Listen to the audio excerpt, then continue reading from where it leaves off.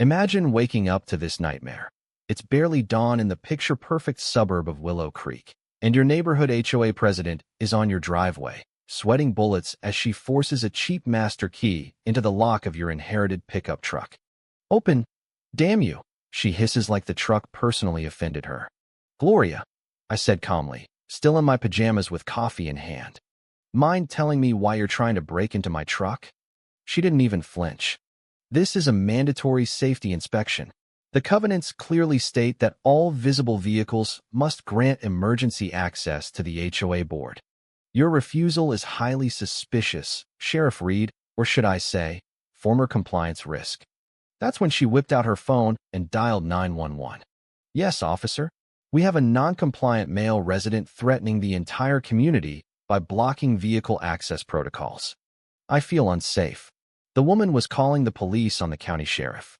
On his own damn land that sat just outside HOA lines like a middle finger to her rulebook. She had no idea she'd just started a war she was destined to lose spectacularly. Let me take you back. This land was my grandfather's pride. He bought it before Willow Creek was even a twinkle in some developer's eye. Built the house himself. My dad learned to drive in that exact truck. And when they passed, it all came to me. The HOA covenants stop right at my property line. But Gloria Hastings? Control freaks like her don't care about lines on a map. They crave power the way vampires crave blood. Her inspection wasn't about safety. It was about the fact that my classic truck, with its faded paint and character, offended her beige suburban fantasy. And nothing makes a Karen more unhinged than something she can't control. After Deputy Ray arrived, took one look at me, and said, "Ma'am, this is Sheriff Reed's property and his cruiser-adjacent truck," her face did that beautiful thing where entitlement collides with reality. Mouth open, keys sagging, the whole works. For one glorious second, the only sound was birds chirping like they were enjoying the show. Then she recovered with the grace of a cat falling off a counter. Well, that doesn't exempt him from HOA regulatory authority. All residents must comply with uniform access protocols. "Gloria," I replied, voice even, "there is no such protocol, and my driveway isn't even under your jurisdiction." Her cheeks flushed that special shade of, "I'm about to make this everyone's problem." She hated being corrected. She hated being wrong even more.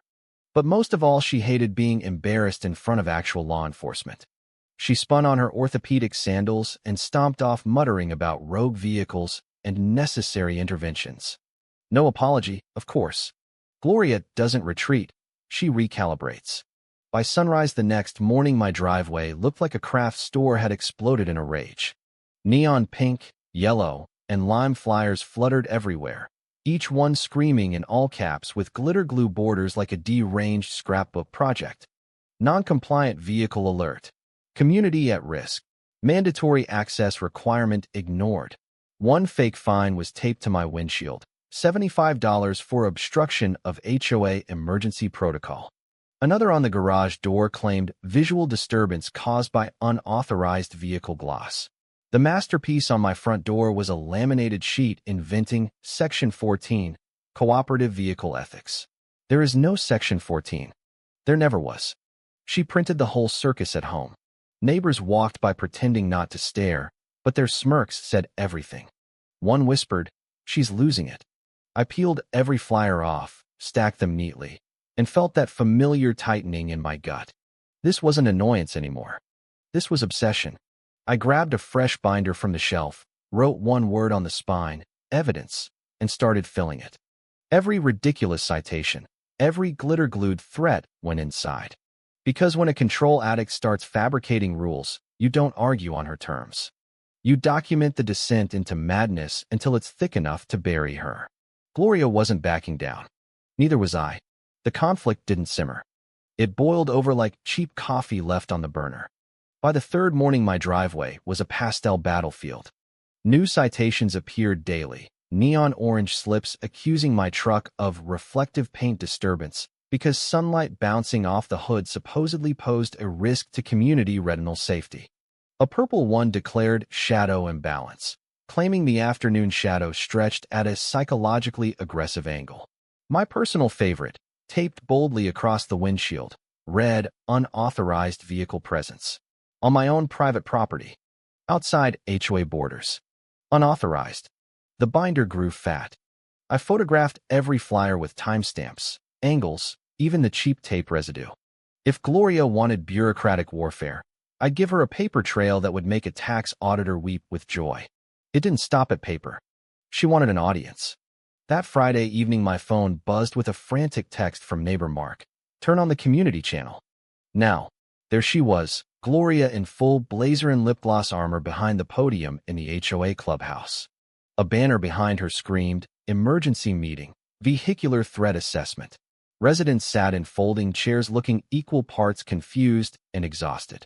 Gloria pointed at a blown-up photo of my truck projected on the wall like it was a serial killer. "This vehicle is destabilizing neighborhood harmony," she declared, slapping a yardstick against the image so hard it nearly snapped. "It has violated clear aesthetic boundaries. Its owner refuses mandatory compliance." Someone timidly raised a hand. "But isn't that the sheriff's truck?" Gloria snapped her gaze over. "Authority does not exempt anyone from community ethics." The room tensed. People shifted, glanced at each other, deciding whether to speak or survive another day under her reign of terror. Fear had settled over Willow Creek like cheap perfume, cloying, inescapable. The next morning, my office phone started ringing. County transportation, public safety, zoning. Gloria had filed reports through every online portal she could find, claiming a suspicious vehicle with possible law enforcement impersonation decals was parked in a residential area. I listened to the third voicemail with 2 fingers pressed to my forehead. She didn't just want to annoy me. She wanted to undermine me professionally. Neighbors started keeping curtains drawn. Kids avoided biking past my house. Mark cornered me one afternoon looking shell-shocked. She fined me $50 for excessive cheer because I waved at a passing car. Said it was energetically disruptive. I stared at him. Excessive cheer. The emotional toll was hitting everyone now. This wasn't just my fight. Gloria was terrorizing the entire block with clipboard tyranny and imaginary regulations. That's when the quiet confessions began.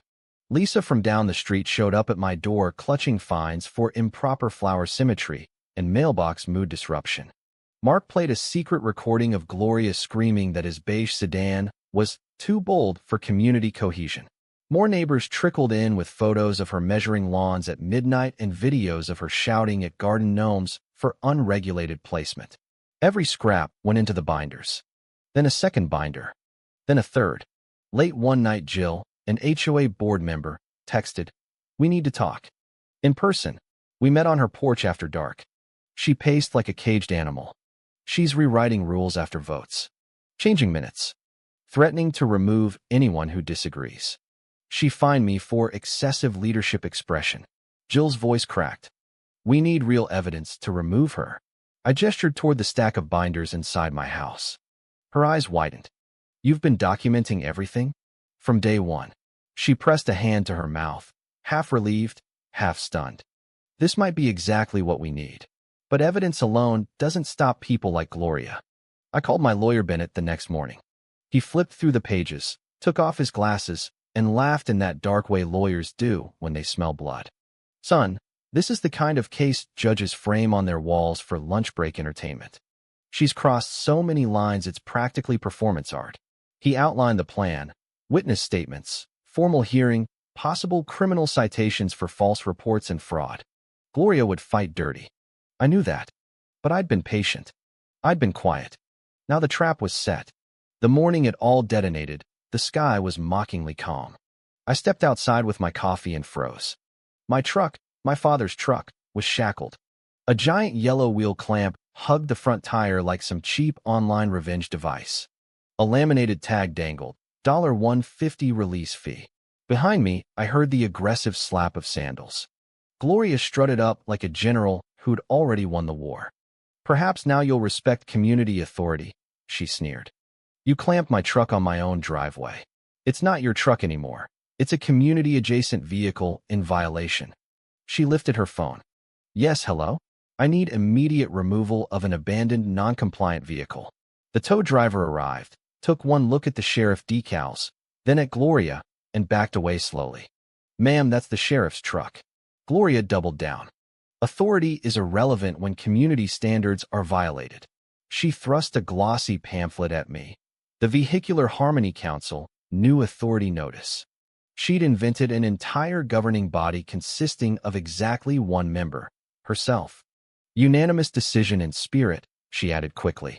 Neighbors poured out of their houses, arms crossed, watching the circus. Gloria marched to the center of the cul-de-sac waving her pamphlet like a battle flag. You are witnessing crucial enforcement to preserve balance. Someone muttered. Who's on the council? Myself and pending nominee, she snapped. I nominated me.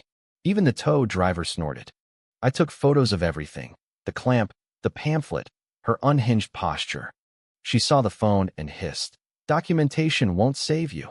It's not meant to save me, I said quietly. It's meant to end you. The HOA emergency meeting that night packed the community center wall to wall. Gloria slammed her binder on the podium like a dictator declaring martial law. This meeting will come to order. Jill stood. No. The board will call this meeting to order. Tonight's agenda, misconduct by the HOA president. I walked forward, set my 3 binders down, and opened them. Papers, screenshots, recordings, everything dated and labeled. The room went dead silent as I laid it all out. Fabricated fines, false 911 call, illegal wheel clamp, invented counsel, reports to county offices. I hit play on the audio of her screaming at Mark about his bold beige car. Laughter rippled, then grew. Gloria lunged for my phone. That's illegal. No, I said, stepping back. You made the false report. Her face twisted.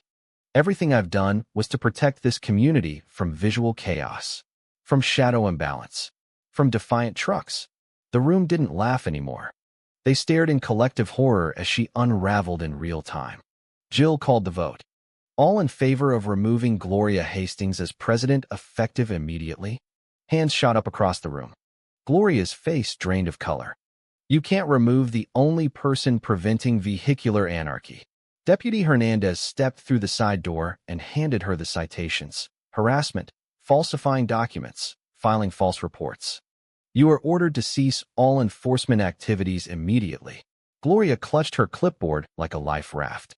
Without me, this neighborhood will collapse into driveway chaos. Her voice cracked. The clipboard slipped from her hands and clattered to the floor. For the first time, she sounded small. Hernandez guided her out. When the door closed, the entire room exhaled like they'd been holding their breath for months. The next morning, the driveway was clean. No flyers. No clamps. Just peace.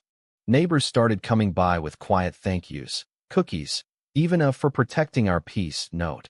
The new board rewrote the bylaws with transparency rules and limits on presidential power. They asked me to consult. I said yes, not for power, but because my grandfather taught me to protect what matters. Weeks later, the county clerk showed me Gloria's new HOA registration 30 miles south in a fresh development. New name, new victims, same signature. She hadn't learned a thing. She'd simply relocated her empire. I sat on my porch that evening watching the sun set over the land my family built, the truck gleaming quietly in the driveway. Justice didn't arrive with trumpets. It arrived quietly, patiently, exactly when it was supposed to. So tell me in the comments, was I wrong for refusing to bow to made-up rules on my own land, or was Gloria the real criminal for turning a neighborhood into her personal dictatorship? Who was truly in the wrong here?